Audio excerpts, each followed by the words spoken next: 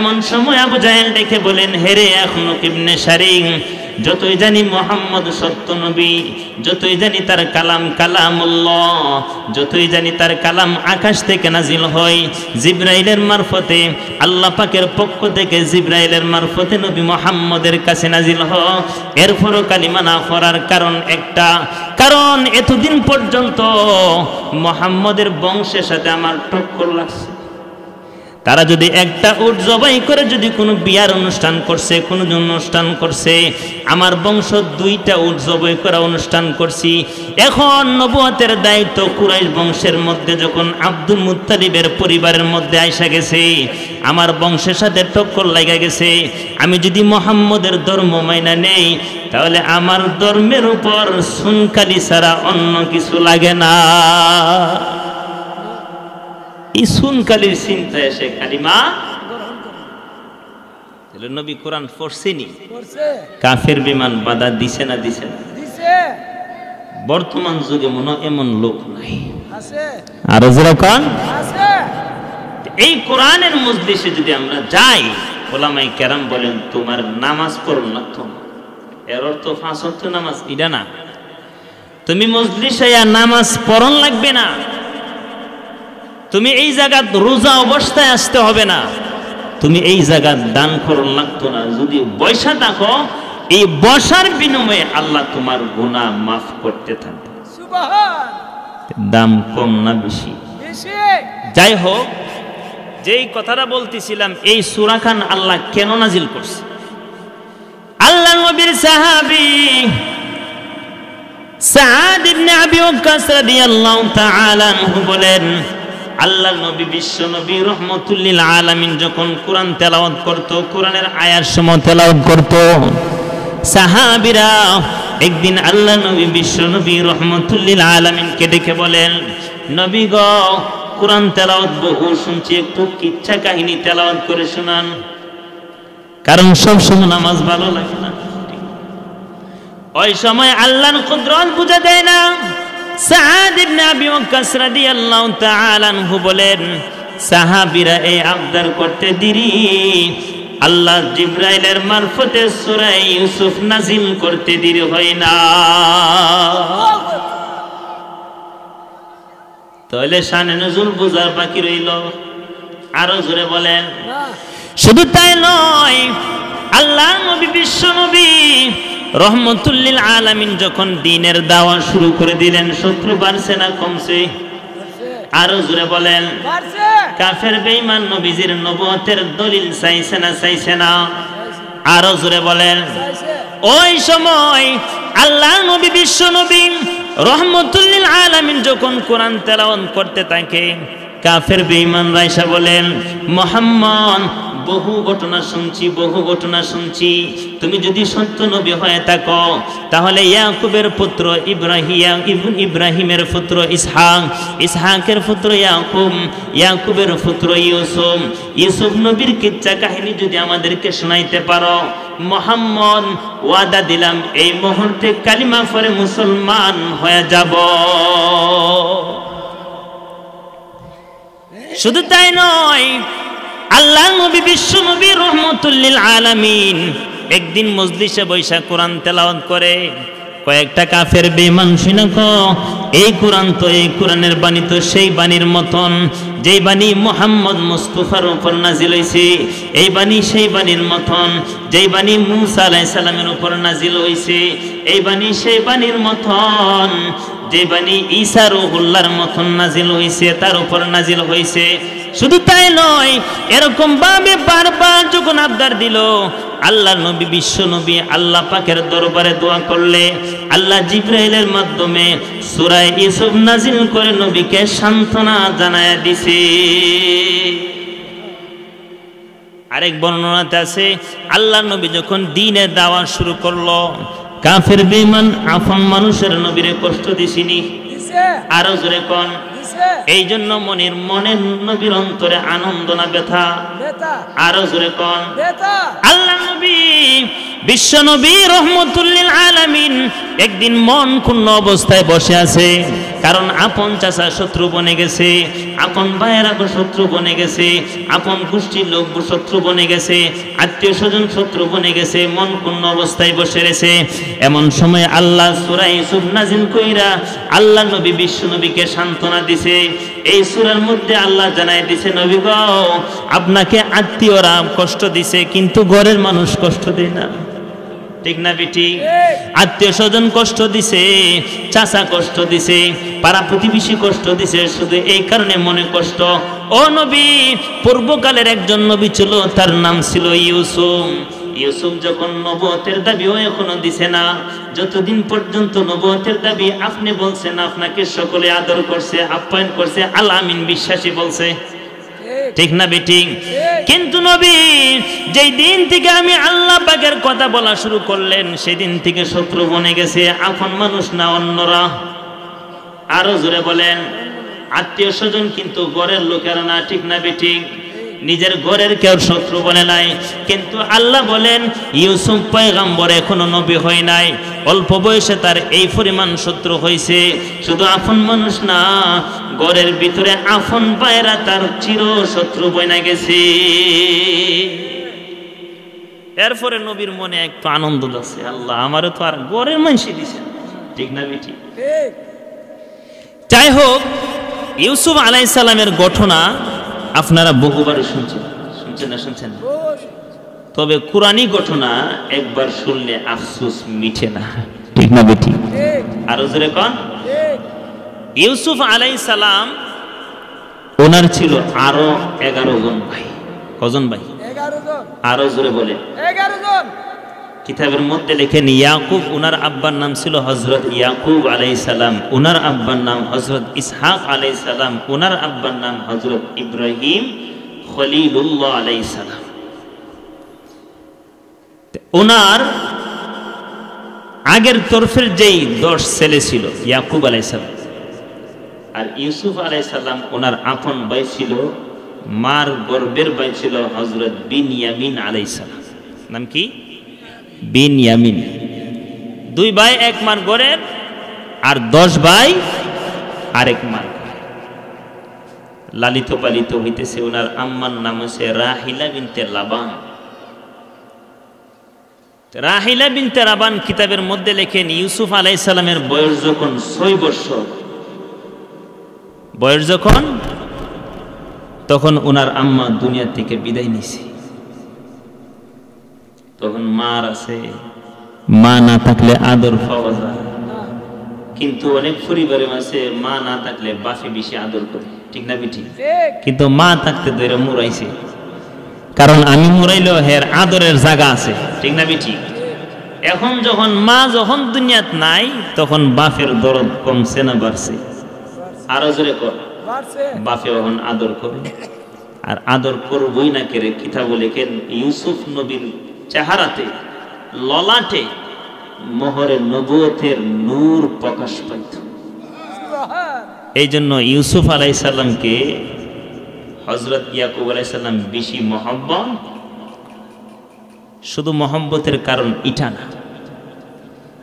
তাফসীরের কিতাবের মধ্যে লেখে আল্লাহর নবী পয়গম্বর ইউসুফ আলাইহিস সালাম যখন মাতৃগর্ভে যখন গেলেন, একদিন ইয়াকুব আলাইহিস সালাম নিজের বাড়ি কানান ছেড়ে সিরিয়ার দিকে সফর করল। সিরিয়া যখন সফর করল, কিতাবের মধ্যে লেখে যাইতে যাইতে একটা জায়গার মধ্যে মুআল্লিমুল মালায়েকা, রাইসুল মালায়েকা, সমস্ত ফেরেশতাদের সর্দার জিবরাইল আমিনের সাথে ওনার সাক্ষাৎ ঘটে গেল। আরো জোরে বলেন।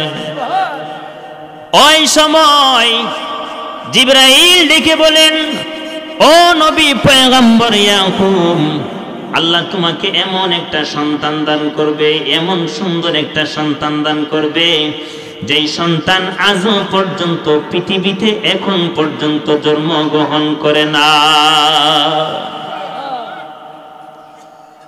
শুধু তাই নয়, ও পয়গম্বর, আপনাকে এমন সুন্দর একটা সন্তান দান করবে পয়গম্বর ডেকে বলেন কেমন সুন্দর হবে।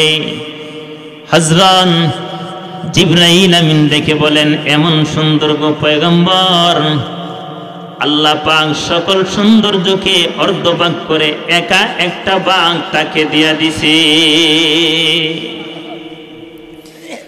তাফসীরের কিতাবের মধ্যে লেখেন আল্লাহর নবী ইয়াকুব আলাইহিস সালাম সেই সিরিয়া থেকে যখন হিজরত করে যখন সফর শেষ করে যখন নিজের বাড়ি কেনানের মধ্যে যখন পৌঁছলেন, অল্প কিছুদিন পরে একটা সন্তান জন্মগ্রহণ করে ইউসুফ নামে। কিতাবের মধ্যে লেখেন আল্লাহ তাকে এত সৌন্দর্য দান করছে, যেই সুন্দর মতন এত সুন্দর সন্তান ইয়াকুব আলাইহিস সালাম কোনোদিন দেখে নাই।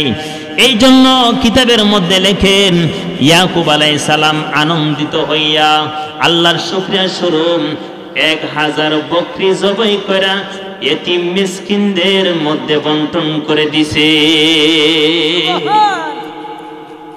1000 বকরি জবাই করে বন্টন করছে। তাহলে আনন্দ বিষয় না আনন্দ বিষয়? আল্লাহর নবী ইউসুফ আলাইহিস সালাম কত সুন্দর ছিলেন। আল্লাহর নবী বিশ্ব নবী রহমতুল লিল আলামিন বলেন সাহাবীরা রে, আল্লাহ তাআলা যে সুন্দর যে একটা জিনিস আছে সৌন্দর্যতা, আল্লাহ সৌন্দর্যতাকে বানাইয়া 9 ভাগ করছে। কয় ভাগ করছে? আরো জোরে বলেন। 10 ভাগ করছে। কত ভাগ? আরো জোরে বলেন। 10 ভাগের ভিতরে 1 ভাগ সৌন্দর্য দিয়ে আল্লাহ পৃথিবীর সকল মানুষকে দান করে দিছে, সকলকে বন্টন করে 1 ভাগ সৌন্দর্য দান করছে। আল্লাহ নবী বিশ্ব নবী সাহাবীরা রে 1 ভাগ সৌন্দর্য সকল মানুষকে দিছে, আর 9 ভাগ একা সকল সৌন্দর্য আল্লাহ ইউসুফ পয়গম্বরকে দান করছে। তাহলে মনে আমরা মতন সুরতালের কুরতালের মতন সুন্দর 1 ভাগ সৌন্দর্য সারা পৃথিবীতে পাঠাই দিছে। এই সুন্দরে একটু লেশ দিয়ে ওই যুবক যুবতীর লেগে পাগল, ঠিক না বেঠি? যুবতীর প্রেমে পইরা মা বাবারে হারানা 9 ভাগের ক ভাগ সৌন্দর্য দিয়া 1 ভাগ বেলে 1 ভাগের কুদ্দুর যে হইব এটার তো কোনো কল্পনারই নাই, ঠিক না বেঠি? শুধু তাই নয়, আল্লাহর নবী বিশ্ব নবী রহমতুল লিল আলামিন যে রাতে মেরাজের মধ্যে গেলেন, আল্লাহ নবী বিশ্ব নবী রহমতুল লিল আলামিন বাইতুল মুকাদ্দাসে যখন আমি 2টা রাকাত নামাজ পড়ে ইমামুল মুরসালিন যখন টাইটেল গ্রহণ করলাম, তারপরে যখন বুরাক পয়রা যখন আমি আকাশ পথে যখন রওনা দিলাম, প্রথম আকাশে গেলে জিব্রাইল ঢোকার জন্য অনুমতি চাইল। জিব্রাইল ঢোকার জন্য অনুমতি চাইলে ভিতর থেকে আওয়াজ আসে, হে ভাই জিব্রাইল তোমার সাথে কে? আখিরি জামানার পয়গম্বর হযরত মুহাম্মদ মুস্তাফা সাল্লাল্লাহু আলাইহি ওয়াসাল্লাম। ভিতর থেকে আওয়াজ আসে, ওনাকে আনার জন্য হুকুম করা হয়েছিনি, আল্লাহর পক্ষ থেকে কোনো ফয়সালা আসেনি। জিব্রাইল বলেন, এরে দারোয়ান বারবার তোমার জন্য পারমিশন মিলেছে। এই কথা বলার সঙ্গে সঙ্গে প্রথম আকাশের পর্দা খুলে যা, গেট খুলে গেলে আল্লাহর নবী বিশ্ব নবী রহমতুল লিল আলামিন যখন ভিতরে ঢুকলেন, এমন সময় একজন পয়গম্বরের সাথে দেখা হলো। জিবরাইল বলেন, ও পয়গম্বর, তিনি হলেন আপনার আদি পিতা হযরত আদম আলাইহিস সালাম। আল্লাহ নবী বিশ্ব নবী রহমতুল লিল আলামিন বাবা আদমকে সালাম করলে আদম আলাইহিস সালাম সালামের উত্তর দিলেন, মারহাবান বি ইবনি সলিহি ওয়া নাবিয়্যিস সলিহি। আমার আমার পুত্র পবিত্র সন্তানের জন্য আমার পক্ষ থেকে মারহাবা, ইবনে নবীর জন্য মারহাবা, নবী আখিরের জন্য মারহাবা বলে আদম আলাইহিস সালাম আল্লাহ নবীকে বরণ করে নিছে। আল্লাহ নবী বিশ্ব নবী রহমতুল লিল আলামিন নবী আমার বিশ্ব নবী বলেন, ও সাহাবীরা, বাবা আদম আলাইহিস সালামের একটা দৃশ্য আমার চোখের মধ্যে এখনো ভাসতেছে। সাহাবীরা বলেন, নবী গো, কোন দৃশ্যটা ভাসতেছে? আল্লাহর নবী হযরত আদম আলাইহিস সালাম যখন ডান দিকে তাকা, ডান কাদের দিকে তাকা, তখন তিনি আনন্দিত হয়ে হাসে। আবার যখন বাম দিকে তাকা তখন উনি মনে কষ্ট পায়, কারণটা আমি বুঝতে পারলাম না। এমন সময় জিবরাইলকে ডেকে বলি, ও ভাই জিবরাইল, আদম আলাইহিস সালাম ডান দিকে তাকাইলে আনন্দিত হয়ে হাসতে থাকে, বাম দিকে যখন তখন তিন নজর করে তখন তিনি কান্নে আর মনের মধ্যে কষ্ট নেই, কারণটা কি গো? এমন সময় জিবরাইল ডেকে বলেন, ও পয়গম্বর, ডান দিকে যেই সমস্ত সন্তানাদি দেখা যায় তারা হলো জান্নাতি, জান্নাতীদেরকে দেখে ওনার মনে কষ্ট আনন্দ লাগে এই জন্য হাসে। বাম দিকে যেই সমস্ত মানুষ দিকে দেখতেছেন তারা হলো জাহান্নামী, জাহান্নামীদের জন্য আফসোস করে তিনি মনে কষ্ট পাইতে থাকে। শুধু তাই নয়, আল্লাহ নবী বিশ্ব নবী রহমতুল লিল আলামিন দ্বিতীয় আকাশের মধ্যে যখন গেলেন তখন পয়গম্বর ঈসা আলাইহিস সালাম, ইয়াহইয়া আলাইহিস সালাম দুইজন পয়গম্বরের সাথে দেখা করলো। তৃতীয় আকাশের মধ্যে যখন গেলেন তখন হযরত ইদ্রিস আলাইহিস সালামের সাথে দেখা করলো। চতুর্থ আকাশের মধ্যে যখন গেলেন তখন ইউসুফ পয়গম্বরের সাথে দেখা করলো। আল্লাহ নবী বিশ্ব নবী রহমতুল লিল আলামিন ও সাহাবায়ে কেরাম, যত পয়গম্বর দেখলাম আমি আশ্চর্য হইলাম না, কিন্তু ইউসুফ নবীর সৌন্দর্য দেখে এত আশ্চর্য হইলাম, কারণ আল্লাহর সৌন্দর্যের অর্ধেকটা ভাগ একা হযরত ইউসুফ আলাইহিস সালামকে দান করছে। ইউসুফ নবী সুন্দর আছেন না বেসুল আছেন? আরো জোরে বলেন। ওই সুন্দর ছেলেরে আদর করবেন না ধরে মুরাইবেন? আরো জোরে বলেন। একটা ছেলে হেফজখানা পরে খুব পড়ার মধ্যে ভালো, মাসে 2-3 পারা মুখস্থ করে বাপের মনে কষ্ট, ধরো হে কিতা করতেছে তো হেরে কোরআন শরীফ পড়ে গেলে জীবন দিয়ে ধ্বংস করবো, মনে কষ্ট না আনন্দ? আরো জোরে বলেন।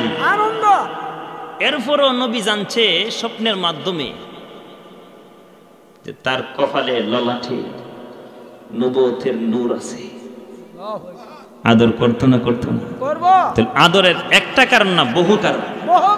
কথা বলে না? এই জন্য ইয়াকুব আলাইহিস সালাম ওনাকে বেশি মহব্বত করতেন, কিন্তু মহব্বত করতেছে আরো কথা বাড়াছিনি, হেরার মনে কষ্ট। আইরে হের লাগা না আমরা আদরটা পাই না। হিংসা জাগছে না? জাগছে না? অহংকার অন্তরে জাগছেনি?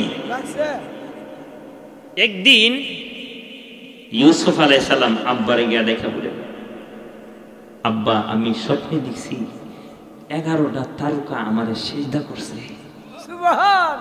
আরো আসতে কইন।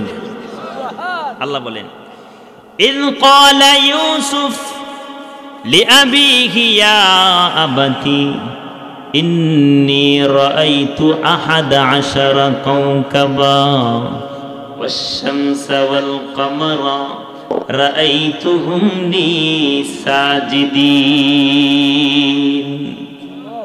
আব্বা 11টা তারকা এবং চন্দ্র সূর্য আমারে সিজদা করতেছে দেখছি।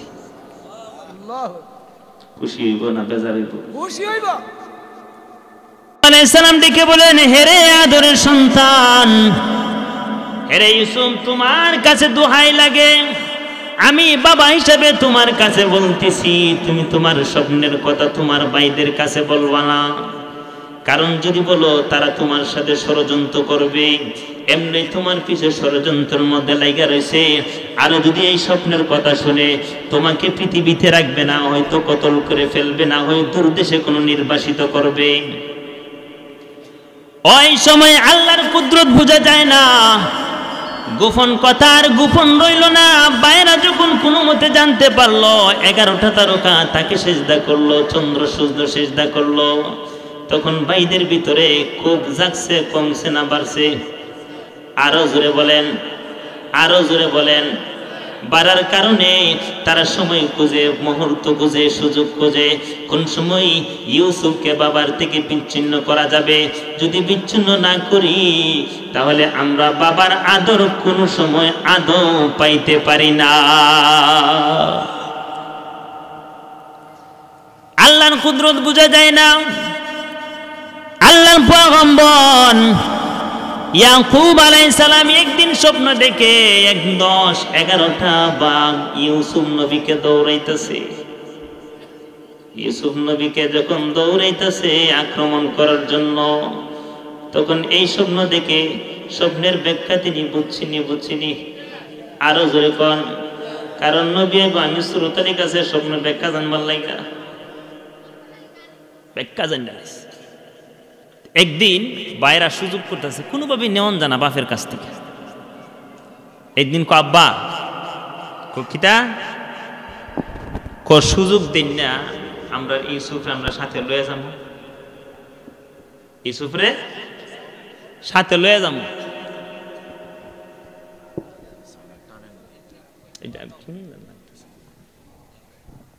না না আগে দিলে ইউসুফ আলাইহিস সালামের সাথে নেওয়ার জন্য একদিন আব্বার কাছে পরামর্শ হয়েছে, আব্বা ইউসুফরে আমরা সাথে দিন না।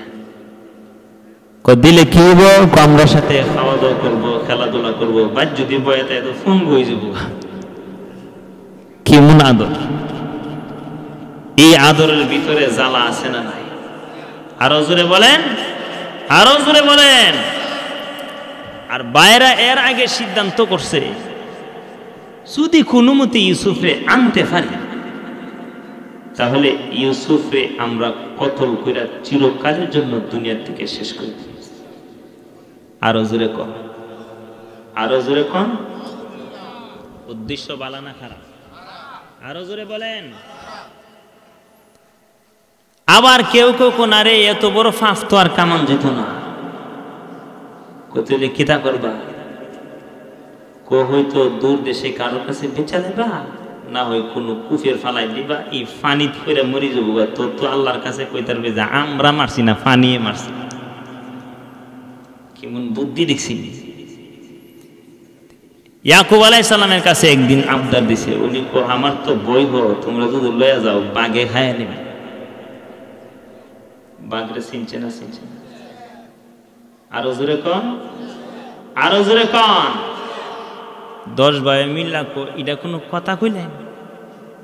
আমরা 10 জন শক্তিশালী একটা দল, আমরা তো বাঘে খায়লা, আমরা দুনিয়ার বাচ্চা কিতা করব? ওয়ানাহনু উসবা, আমরা হচ্ছে শক্তিশালী একটা দল।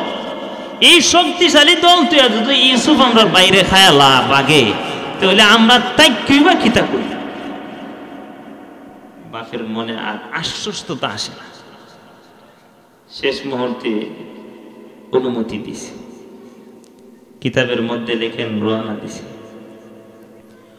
ওই সময় আল্লাহর পয়গম্বর ইউসুফ আলাইহিস সালামকে যখন সাথে নিয়ে বাইরা যখন রওনা দিলেন, আল্লাহর কুদরত বোঝা যায় না। বাবা হিসাবে ছেলের মহব্বত অন্তরে কম না বেশি? মা হিসাবে সন্তানাদের অন্তরের মহব্বত থাকে না? আল্লাহর পয়গম্বর ইয়াকুব আলাইহিস সালাম রাস্তার কিনারে দাঁড়ায় রইল। যতক্ষণ পর্যন্ত সন্তান ইউসুফকে দেখা যায় ততক্ষণ পর্যন্ত দাঁড়ায় রইছে, তাকায় রইল, কোনোভাবেই চেহারা ফিরায় না। এত আদরের সন্তানকে তিনি চাইরা থাকতে পারে না। কিতাবের মধ্যে লেখে, তাফসীরের কিতাবের মধ্যে লেখে, শুধু তাকাই রইছে না, দৃষ্টির শেষ সীমা পর্যন্ত ইয়াকুব আলাইহিস সালাম এক জায়গায় দাঁড়ায় তাকায় রইছে। ওই সময় বাইরা যতক্ষণ পর্যন্ত বাবার দৃষ্টিগোচর তাদের কাছে হয়েছে, তারা ইউসুফ পয়গম্বরকে খুব আদর আপ্যায়ন করে নিছে। একজনের কান থেকে আরেকজনে নে, ইউসুফ পয়গম্বরকে হাঁটতে দেয় না, মাটিতে হাঁটতে দেয় না, বাইরের কষ্ট হবে। একজনের অরান লাগলে, একজনের কাইল হয়ে গেলে, একজন যখন ক্লান্ত হয়ে যায় আরেকজনের কাঁধে বহন করে। কিন্তু আল্লাহর কুদরত বোঝা যায় না। মানুষের অন্তরে যায় থাকে, অহংকার যখন মানুষের ভিতরে থাকে তার অন্তরে কোনো দয়ার লেশও থাকে না, ঠিক না বেঠিক? আব্বার নজর যখন একটু অন্ধকার হয়ে গেল, একটু আজ করে যখন ইউসুফ পয়গম্বর পড়ে গেল, কিতাবের মধ্যে লেখেন এমনি কাঁধ থেকে মাটিতে নিক্ষেপ করে এমনভাবে সরতরফা শুরু করে দেয়, এমনভাবে মোড়া শুরু করে দেয়। ইউসুফ পয়গম্বর কান্দে, কানলে কোনো লাভ হবে না, তোর কারণে আমাদের সব ইজ্জত গেল, তোর কারণে আমাদের সকল সম্মান গেল, তোর কারণে বাবার কাছে আমাদের সকল আশা ভরসা সবকিছু নিঃশেষ হয়ে গেল। ওই সময় ইউসুফ আলাইহিস সালাম ডেকে বলেন, ও বাইরা ইয়াহুদা, ও বাইরুবিল, তোমরা না আব্বার সাথে ওয়াদা করছো আমাকে ইজ্জত করবা, আমাকে মন মতো খাওয়াইবা, আমাকে মন মতো পোশাক পরিধান করাইবা, আমাকে খেলাধুলার মধ্যে অংশগ্রহণ করাইবা, এরকম আচরণ কেন দেখাইতেছো? কারো কাছে কোনো মুখ পায় না। এরকম ভাবে মারতে মারতে মারতে মারতে কিতাবের মধ্যে লেখেন শেষ মুহূর্তে রাতের অন্ধকারে এশারের সময় ওনার থেকে শরীর থেকে কাপড়টা খুলে অন্ধকার কুফের মধ্যে তিনি কে নিক্ষেপ করে দে। শরীর থেকে কাপড় খুলছে, কইলা একটা রক্ত মাখছে, বকরি রক্ত দেয়া কাপড়টারে মেখে দিছে। ওই সময় কিতাবের মধ্যে লেখেন আল্লাহ পাক রব্বুল আলামিন কোরআনে বলেন 10 বাইরা ইউসুফ পয়গম্বরকে যখন কুফের মধ্যে নিক্ষেপ করলো, আল্লাহর কুদরত বোঝা যায় না। কুফেতে এরকম গভীর কূপ ছিল, এত অন্ধকার কূপ ছিল, কিতাবের মধ্যে লেখেন উপরের দিক থেকে দৃষ্টি নজর করলে নিচের তালাটা দেখা যায় না, এত গভীর কূপ ছিল। ওই সময় ইউসুফ পয়গম্বরকে যখন কুফের ভিতরে নিক্ষেপ করলো, আল্লাহর কুদরত বোঝা যায় না। আল্লাহ পাক রব্বুল আলামিন জিবরাইলকে হুকুম করে, জিবরাইল রে, এই মুহূর্তের এই জায়গা থাকার দরকার নাই, যা যা যা জান্নাতি পোশাক পরাইয়া তাকে কুফের ভিতরে পানিতে লাগার আগে আগে তাকে গ্রহণ করো। আরেক বর্ণনার মধ্যে আছে বাইরা যখন ইউসুফ পয়গম্বরের সকল কাপড়গুলা খুলে ফেলল, ওই সময় আল্লাহ পাক রব্বুল আলামিন কুদরতি মাধ্যমে তাকে একটা রেশমি কাপড় দিয়া তার চতুরটাকে ডেকে দিলেন। সুবহানাল্লাহ। আরেক বর্ণনাতে আছে নমরুদ যখন ইব্রাহিম আলাইহিস সালামকে আগুনের মধ্যে নিক্ষেপ করতে চাইছিল না, ওই সময় তার শরীরের সকল কাপড়গুলা খুললে ইব্রাহিম আলাইহিস সালামের চতুর যাতে মানুষে না দেখতে পারে, শয়তান না দেখতে পারে, এই জন্য আল্লাহ পাক জিবরাইলকে বলেন, জিবরাইল যা যা যা জান্নাতি এক জোড়া রেশমি কাপড় নিয়ে যা, আমার খলিলের শরীরে পরায়া দে, যেন কোনো কাফের বেঈমান, যেন শয়তান আমার নবীর চতুর দেখতে না পারে। নমরুদ ইব্রাহিম আলাইহিস সালামের আগুনও ফালাইছিল নি? আরো জোরে বলেন, আগুনে মনে ইব্রাহিম নবীরে ফুরালাইছেন?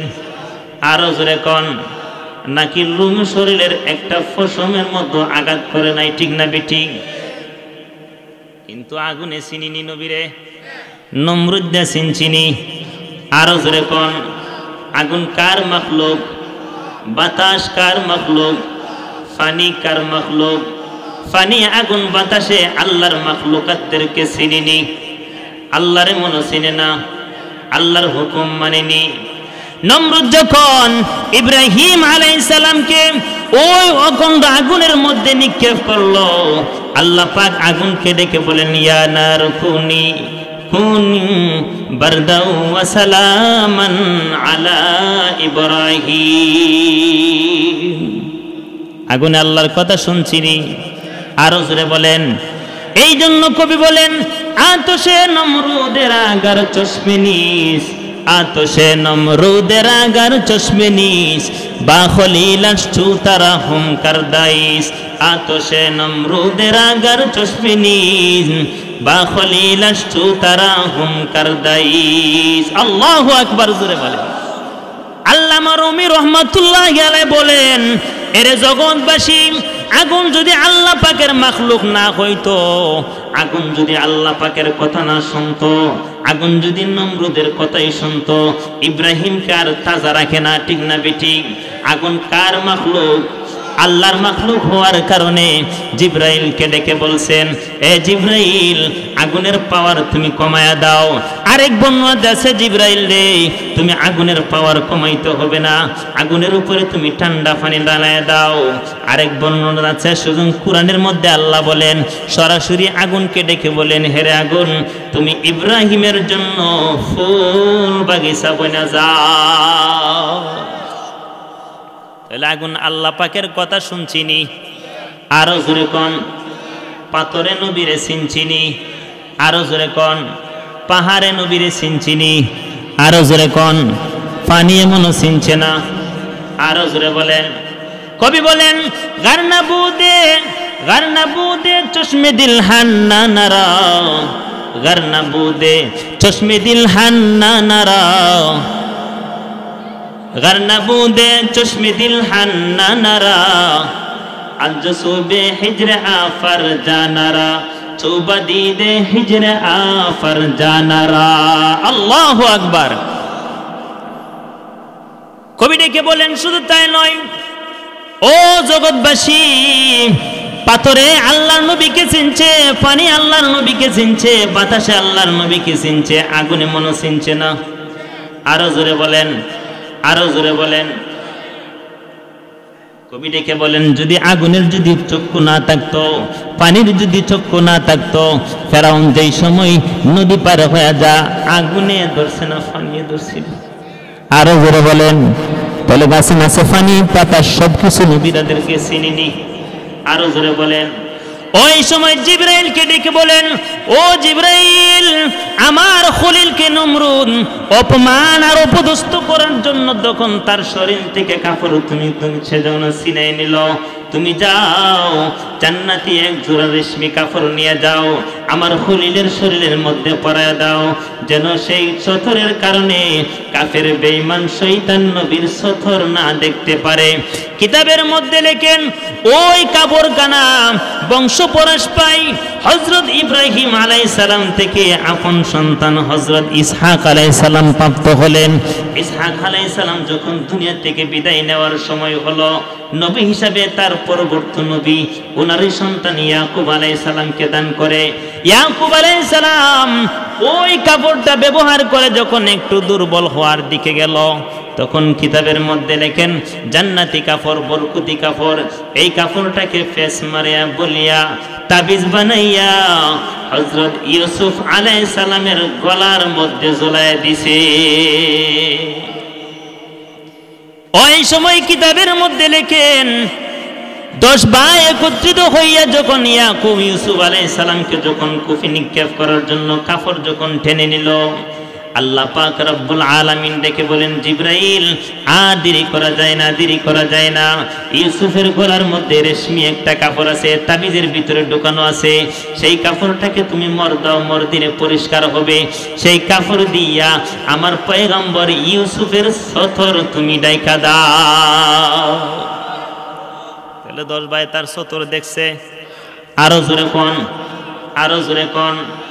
আমরা নবী, বিশ্ব নবী কোনো সময় কিদার কারণে কানতেন না, কিন্তু কিতাবের মধ্যে লেখেন, আল্লাহ নবীর এই থেকে এই পুরুষের সতর্কতা সারাটা শরীর। আরো জোরে বলেন। নাভি থেকে হাঁটু পর্যন্ত আল্লাহ নবী যখন অবশ সন্তান, ওই সময়ও নবীর নাভি থেকে হাঁটু পর্যন্ত কাপড় যখন চলে যাইতো, নবী কান্নাকাটি শুরু করে দিত, যাতে কোনো মানুষ, দুনিয়ার মানুষ নবীর সতর না দেখতে পারে।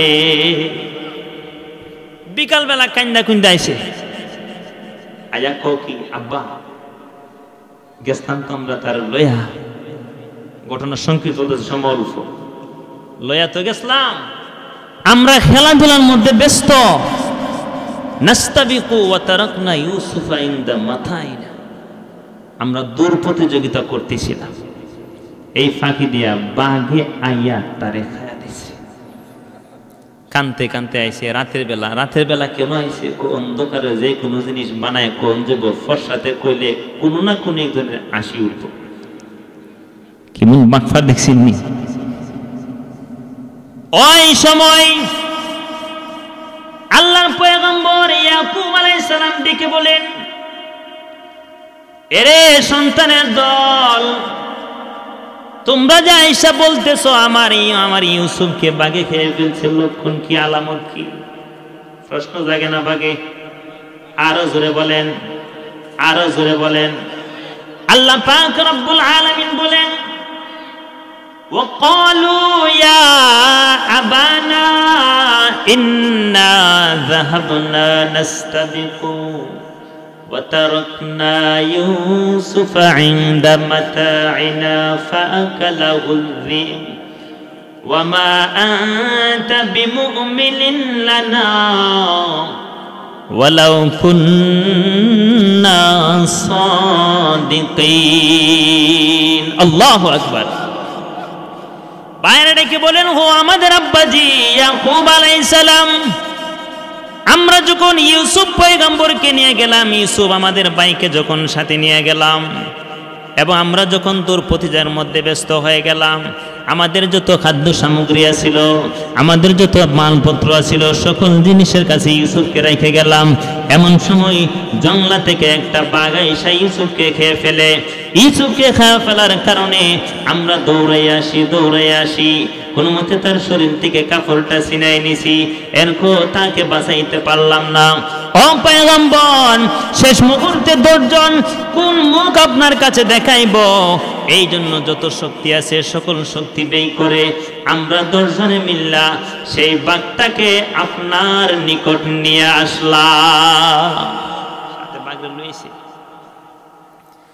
ওই সময় আল্লাহর পয়গম্বর ইয়াকুব আলাইহিস সালাম বাঘকে কেন্দ্র করে ডেকে বলেন, হেরে বাঘ, তোমার কি একটু দয়া হলো না? তোমার কি মনে একটু সান্ত্বনা জাগলো না? তোমার কি একটু মায়া লাগলো না? আমার কলিজার টুকরা সন্তান ইউসুফকে একটা মুহূর্তের জন্য না দেখলে আমার ভালো লাগে না। সেই আদরের সন্তানটাকে তুমি কিভাবে খাইলা? একটু কি তোমার দয়া লাগলো না, মায়া লাগলো না? এমন সময় আল্লাহর কুদরত বোঝা যায় না। আল্লাহ পাক রব্বুল আলামিন ওই মুহূর্তে বাঘের যখন জবান খুলে দিল, বাঘ ডেকে বলেন, পয়গম্বর গো, নবী পয়গম্বর ইয়াকুব আলাইহিস সালাম, আপনার ছেলের উপর আঘাত করব দূরের কথা, আপনার ছেলেকে আমি খাইব দূরের কথা, আপনার পুত্র ইউসুফকে আমি কোনোদিন চোখেও দেখি না। খামুকুত্তিকা দেখছি তুই। ওই সময় ইয়াকুব আলাইহিস সালাম ডেকে বলেন, হেরে বাঘ, তাহলে তোমাকে আমার সন্তানেরা কিভাবে পাইলো? তোমাকে ধরতে পাইলো কেন? বাঘে ডেকে বলেন, পয়গম্বর, আমি সুদূর মাদাইন থেকে সফরের উদ্দেশ্যে আসছিলাম। সফর করার জন্য আমার কিছু আত্মীয় স্বজন এই জঙ্গলার মধ্যে বসবাস করত, তাদের সাথে দেখা করার জন্য রওনা দিলাম। পথের মধ্যে আপনার সন্তানরা আমাকে আটক করছে। এই সময় ইয়াকুব আলাইহিস সালাম ডেকে বলেন, বাঘরে তো মানুষ কোনোদিন কাবু করতে পারে নাই, তোমাকে কেন ধরতে পারলো? এমন সময় বাঘে ডেকে বলেন, পয়গম্বর গো, আপনার নূরানী চেহারার সন্তান তারা, আপনার নবীর ঘরের সন্তান, তাদের চেহারাতে মোহরের নবুয়তের নূর না থাকলেও তাদেরকে দেখতে সুন্দর পাওয়া যায়। আমার চোখে যেমন কেমন বাইসা উঠলো, তারা নবীদের সন্তান, সুতরাং নবীর সন্তান আমাকে কোনোদিন কষ্ট দেবে না। এই জন্য আমি নিজ জ্ঞানে নিজে বুঝে তাদের কাছে কাবু হয়ে গেলাম। ওই সময় আল্লাহর পয়গম্বর ইয়াকুব আলাইহিস সালাম ডেকে বলেন, আরে আমার পুত্র সন্তান, তোমরা যে রক্তমাখা কাপড় নিয়ে আসলে, বাঘ এতই পুত পবিত্র হয়ে গেছে, বাঘ এতই ভদ্র হয়ে গেছে, আমার ছেলেকে সিরাফিরা খাইছে, আমার ছেলের প্রত্যেকটা অঙ্গ সিরাফিরা খাইছে, কিন্তু সেই বাঘে এত ভদ্র, আমার ছেলের কাপড়ের একটু অংশ ছিঁড়ে না। কেমন ভদ্র বাঘ এটা তোমরা করতেছো? এগুলো তো বরাত, ঠিক না বেটি? আর যে মিথ্যা বুঝবার বাকি রয়েছে। ওই সময় ইয়াকুব আলাইহিস সালাম কো, ঠিক আছে, ফাসবরুন জামিল ওয়াল্লাহুল মুস্তাআনু আলা মা তাসিফুন। সুবহানাল্লাহ। তোমরা যা বর্ণনা করতেছো, যে মিথ্যা কইতাছো, আল্লাহর দরবারে সবর করা ছাড়া আমার কোনো পথ নাই।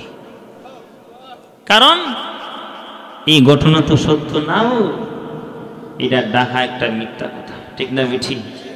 এখন সবর ছাড়া উপায় নেই। কোন উপায় আছে?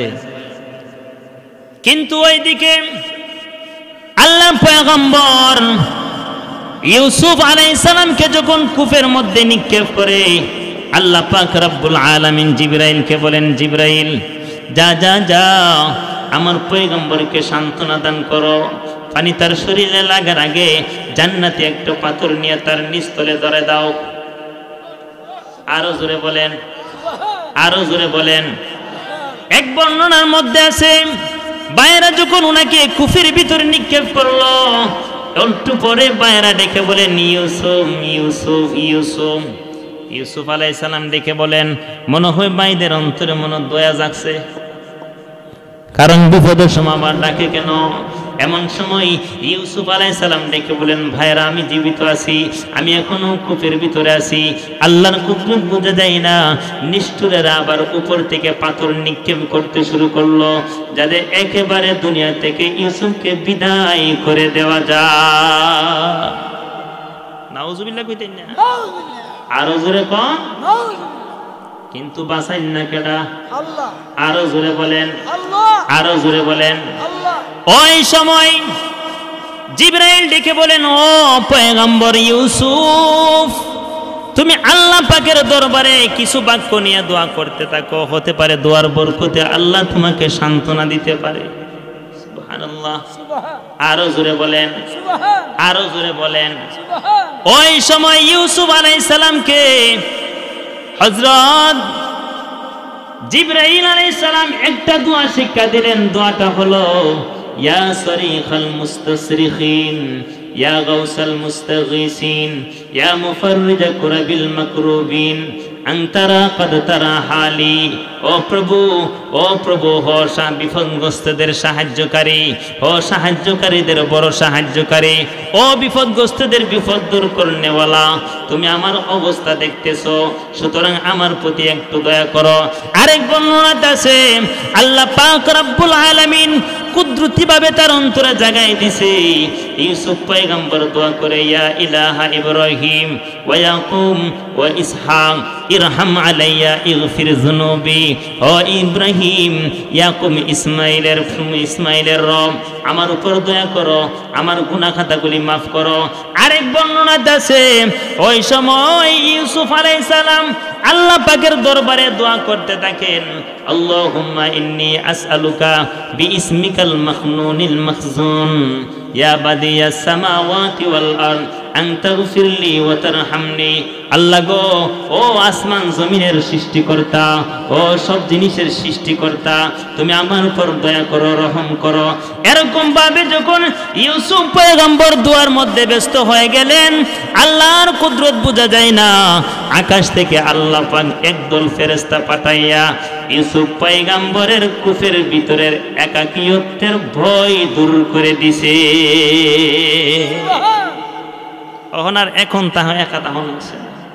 কিতাবের মধ্যে লেখে দোয়া করতে দেরি আকাশ থেকে একদল ফেরেশতা নাজিল হয়েছে, নাজিল হয়ে ইউসুফ নবীর সাথে কথাবার্তা বলে। এখন আনন্দ লাগবো না কষ্ট লাগবো? আনন্দ লাগবো। আরো জোরে বলেন, আনন্দ লাগবো। আরো জোরে বলেন, আনন্দ লাগবো। আর কষ্টের কোনো কারণ আছে? কারণ সাথী হয়ে গেছে। কিন্তু 10 ভাইয়ের মধ্যে একটা ভাই ছিল, তার নাম ছিল ইয়াহুদা। নাম কি? ইয়াহুদা। আরো জোরে বলেন, ইয়াহুদা। ইয়াহুদা নবীকে বেশি মহব্বত করতে, নবীকে অনেক মহব্বত করতে। কি পরিমাণ মহব্বত কিতাবের মধ্যে লেখেন, বাকি 9 ভাই যে মিল্লা যে ওনারে রাইখাইছে কুফি, ওগুলো উপর থেকে পাথর নিক্ষেপ করে মারার জন্য। কিন্তু সেই ইয়াহুদা গোপনে গোপনে যাইয়া ইউসুফ নবীর জন্য খানা পাঠায় দেয়।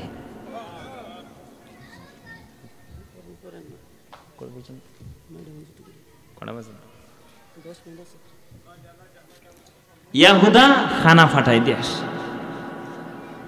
ইয়াহুদা কি করে? আরো জোরে কোন? ওই দিক দিয়ে মাদাইন থেকে একটা দল, তারা মিশর যাবে। কই যাবে?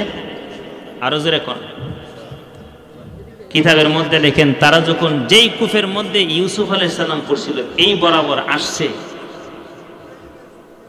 তখন ওই সময় তাদের সাথে পানি যা ছিল সব শেষ হয়ে গেছে। পানি যা ছিল, এখন পানির দরকার আসেনি।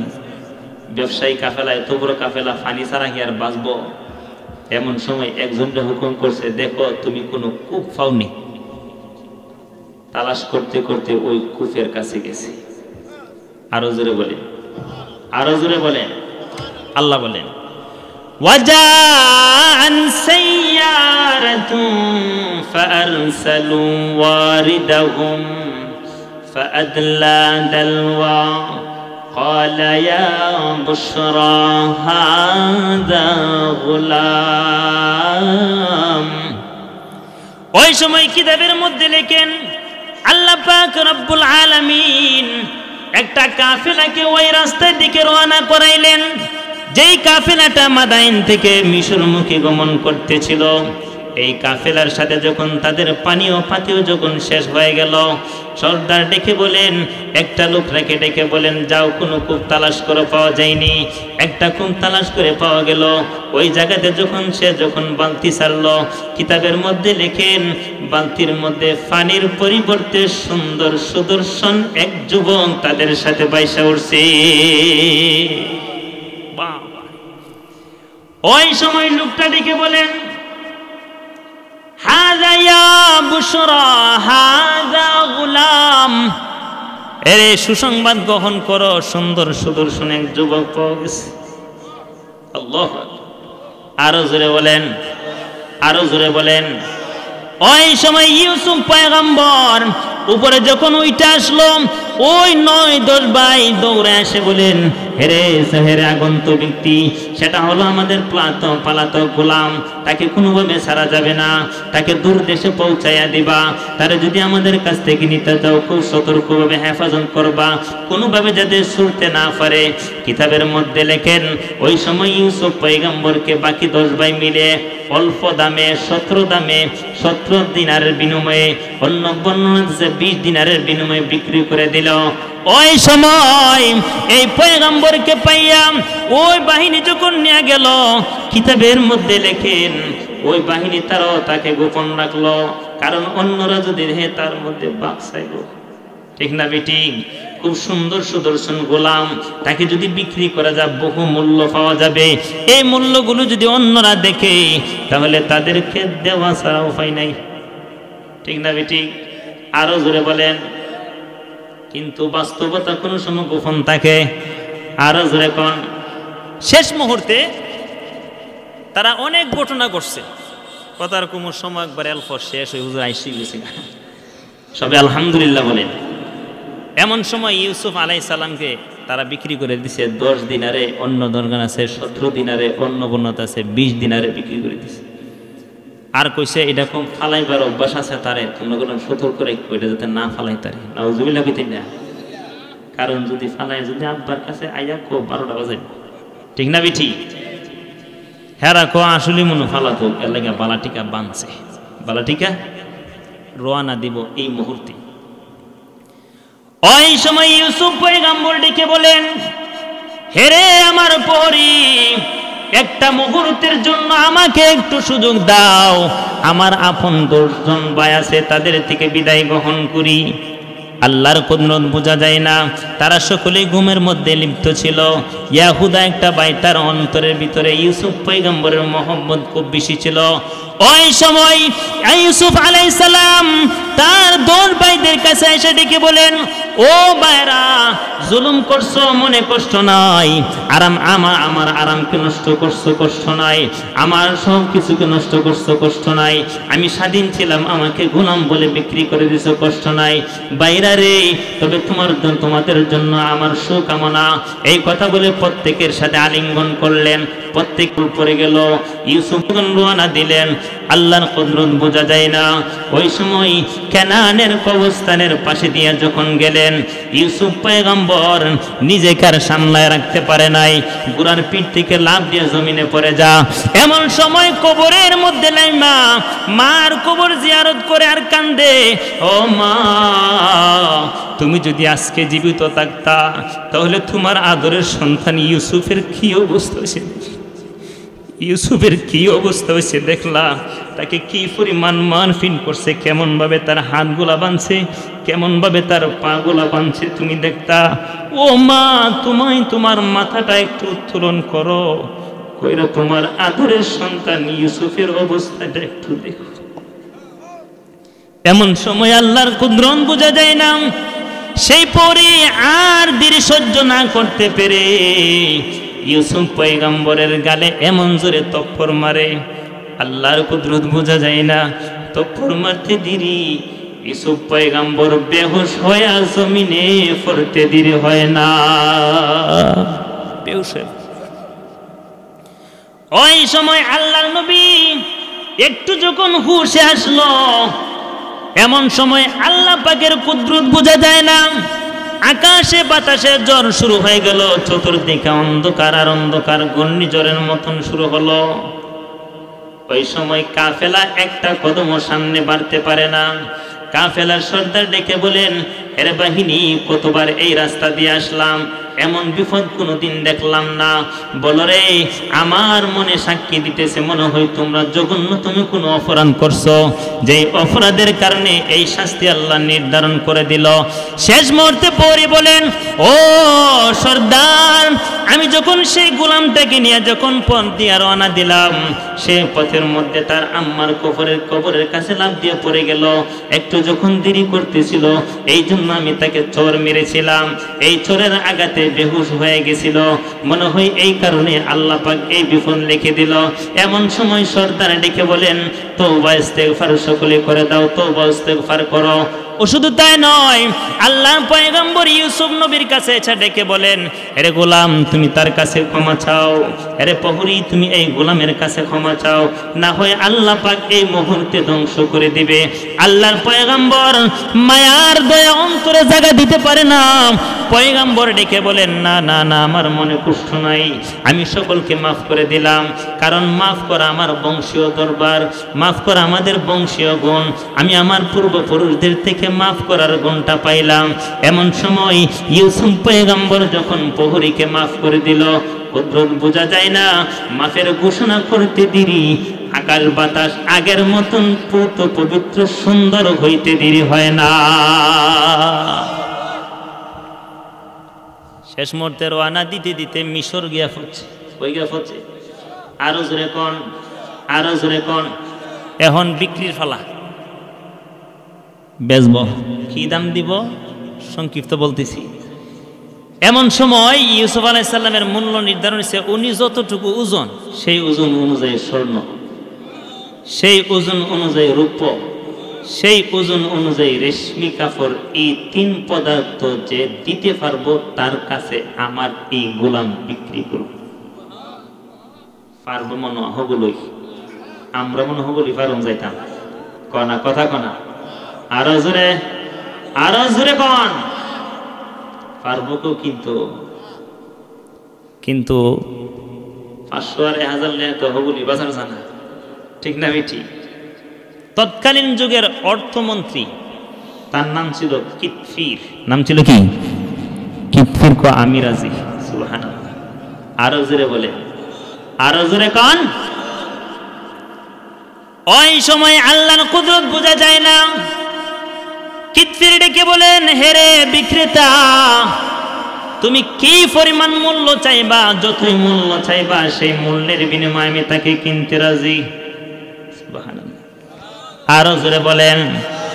সকল মূল্য দিয়ে যখন কিনে যখন বাড়িতে নিয়ে গেলেন, বিবিকে ডেকে বলেন, আকরিমি মাসওয়াহু আসা আইয়ানফা'না আও নাত্তাখিযাহু ওয়ালাদা। ইউসুফ পয়গম্বরকে কিতফির কিনে নিয়ে বাড়িতে তার বিবি জুলাইখাকে বলেন, হে জুলাইখা, তুমি তার বাসস্থানটাকে উন্নত মানের করো, তাকে উন্নত মানের খাদ্য দিবা, তাকে যত ফুল ফ্রুট আছে যা আছে তার কোনো দিক দিয়ে অভাব দিবা না, কারণ হতে পারে কোনো সময় আমাদের কাজে লাগতে পারে। কাজে লাগার ব্যাখ্যায় কয়েকটা লিখছে কিতাবের মধ্যে, লেখেন তাকে যখন মূল্য দামে কিনলাম, হতে পারে ভবিষ্যতে বড় হলে আরো মূল্য বাড়বো, ঠিক না বেটি? আরেকটা হইল আমাদের কাজে লাগতে পারে, এর ব্যাখ্যা হলো, হেরে কিতফির, হেরে জুলাইখা, আমি হইলাম তোমার স্বামী, তুমি হইলাম আমার স্ত্রী, আমি এবং তোমার ভিতরে যখন কোনো সন্তান নাই, হতে পারে ভবিষ্যতে সেই গোলামটাকে নিজের সন্তান বানায় নিব। তাকতাছে বড় হইছে, আল্লাহর কুদরত বোঝা যায় না। ইউসুফ পয়গম্বরের বয়স যখন 30 হইছে, মনে আরো বেসুলা হইছে। কথা কনা এত সুদর্শন যুবক। জুলাইখা তো আর লোভ মানায় রাখতে না, জুলাইখার লোভ মানা এখন কিতা করব। হ্যাঁ, একদিন জুলাইখা কয়, ইউসুফ আমি যে রুমটা থাকি না ওইটাও বহুত 7টা গেইটের পিছে, এই রুমটা তুমি গিয়া বসবাস করো। মনে হয়েছে খুঁজালা, তুমি এই রুমটা দিয়া বসে থাকো। ইউসুফ আলাইহিস সালাম করি তো আমার অভিভাবক, যে আদেশ দিয়ে এটা তুই মানুন লাগবো না, মানে উপায় আছে। গিয়া বইছে, ওই দিকটা জুলাইখা সব দরজা একটা তালা লাগায় শেষ দরজা দিয়ে ঢুকছে। দুইখা কো, তুমি আমার মনের বাসনা পুরা করো। আর হুজুরে কোন সম্ভব, কথা কনা আমরও লিখে থাকবে। ইমামতি হইছে কি করে গেছে, 7 বিল্ডিং এর ভিতরে কাটায় আছে থাকবো, ঠিক না বেটি? আল্লাহ তো দেখে, ঠিক না বেটি? ওই সময় জুলাইখা ইউসুফ নবীকে নিজের দিকে ফুসলাইতে শুরু করলো। জুলাইখা ডেকে বলেন, হেরে ইউসুফ, তোমার শরীরের মধ্যে যে তোমার মাথার যে চুলগুলা আছে, তোমার কেশ মোবারক খুবই সুন্দর দেখা যায়। কারণ যদি তার কিছু প্রশংসা করি, আমার বিচারে আমার দিকে একটু আকৃষ্ট হইব, ঠিক না বেটি? ইউসুফকে ডেকে বলেন, হেরে ইউসুফ, তোমার মাথা মুবারকের মধ্যে যেই সমস্ত চুল লাগানো আছে, চুলগুলো খুব সুন্দর দেখা যায়। এমন সময় ইউসুফ পয়গম্বর ডেকে বলেন, হে জুলাইখা, চুল সুন্দর হইতে পারে, কিন্তু যখন যেই দিন মৃত্যুবরণ করব, কবরে 1-2 দিন যাইতে না যাইতে সর্বপ্রথম আমার চুলগুলা দেহ থেকে বিচ্ছিন্ন হয়ে যাবে। জুলাইখার মনে হয়েছে দিনে দুনিয়ার আশা কামনা, আর ইউসুফ পয়গম্বরের ভিতরে সে পরকালের বই, ঠিক না বেটি? শুধু তাই নয়, জুলাইখা ডেকে বলেন, হেরে ইউসুফ, তোমার চক্ষু খুব সুন্দর দেখা যায়, হরিণের মতন চক্ষু দেখা যায়। ইউসুফ পয়গম্বর ডেকে বলেন, জুলাইখা, চক্ষুগুলো সুন্দর হইতে পারে, আমি যখন মৃত্যুবরণ করব, আমার সর্ব অঙ্গের মধ্যে চক্ষুগুলা সর্বপ্রথম আমার ভিতরে ঝুঁকে পড়বে, গলে মলে যাবে। ওই সময় জুলাইখা ডেকে বলেন, হেরে ইউসুফ, শুধু তাই নয়, তোমার চেহারা এত সুন্দর, যেই সুন্দর চেহারা আমি কোনোদিন দেখি নাই। এমন সময় ইউসুফ পয়গম্বর ডেকে বলেন, হেরে জুলাইখা, আমি যখন মৃত্যুবরণ করব, এত সুন্দর চেহারা থাকবে না, চেহারার গোশতগুলি পোকামাকড়ে কামড়াইয়া খাইবে, ঠিক না বেটি? এমন সময় কিতাবের মধ্যে লেখেন, সেই ঘরের ভিতরে একটা মূর্তি ছিল, মূর্তিটাকে জুলাইখা রেশমি কাপড় দিয়া ডাকা বলেন, হে পয়গম্বর, হে ইউসুফ, আমার মনের আশা পুরা করো। এমন সময় পয়গম্বর ডেকে বলেন, জুলাইখা, মূর্তিটাকে কেন তুমি ডেকে দিলে? আমার লজ্জা লাগে, তার সামনে যদি কুকুর মুকুরি সে দেখবে। এমন সময় ইউসুফ পয়গম্বর ডেকে বলেন, হে জুলাইখা, মাটির একটা জিনিস বানানো সেই মূর্তিকে যদি তুমি লজ্জা করতে পারো, অথচ তার দেখার কোনো শক্তি নাই, ধরার কোনো শক্তি নাই, কথা বলার কোনো শক্তি নাই, এমন একটা মাটির মূর্তিকে যদি এত লজ্জা তুমি করতে পারো, আমার আহকামুল হাকিমিন, আমার মাওলাকে কোনোদিন ফাঁকি দেওয়া সম্ভব হবে না,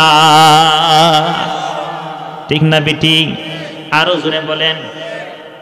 কিন্তু আল্লাহ পাক রব্বুল আলামিন নবীকে বাঁচাইব না, বিপদের মধ্যে ফালাইব। আরো জোরে বলেন।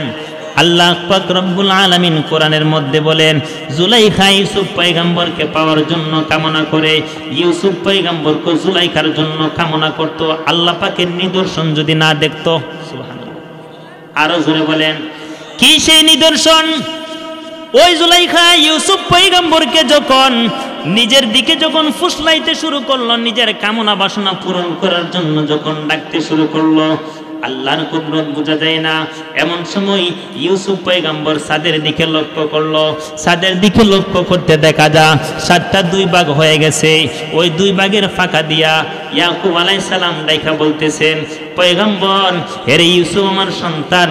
উনি ওনার আঙ্গুলটাকে চিবাইতেছে আর আক্ষেপের সুরে বলতেছে, মুরুক্কের মতন কাজ করতে যাও না, কারণ এই মুহূর্তে যেই কাজটা করতে যাইবা সেটা হলো গন্ড মুরুক্কের কাম। ঠিক না বেটি? আরো জোরে বলেন। শুধু তাই নয়, উনি যখন সাদের দিকে যখন লক্ষ্য করলো, এমন সময় কিতাবের মধ্যে লেখেন, সাদের মধ্যে আল্লাহ পাকের কোরআনের একটা আয়াত ভাসে ওঠে, ওয়ালা তাকরাবুজ জিনা ইন্নাহু কানা ফাহিশাতাও ওয়া সাআ সাবিলা। আরে ইউসুফ, জিনা করবা দূরের কথা, প্রেম প্রীতি করবা দূরের কথা, কোনোদিন জিনার কাছে যাইও না, কারণ যেই কাজটা করতে যাইতেছো সেটা একটা ফাহেশা কাজ। শুধু তাই নয়, জিবরাইল ডেকে বলেন, ও ইউসুফ, তোমার দৃষ্টান্ত এমন পাখির মতন, যে পাখি তার ডানা মেলায় আকাশের মধ্যে উড়তে থাকে, দুনিয়ার কোনো মানুষ তাকে ধরতে পারে না, দুনিয়ার কোনো শিকারও তাকে লাগাল পাইতে পারে না, সে নিঃস্বাধীন মতন চলতে পারে।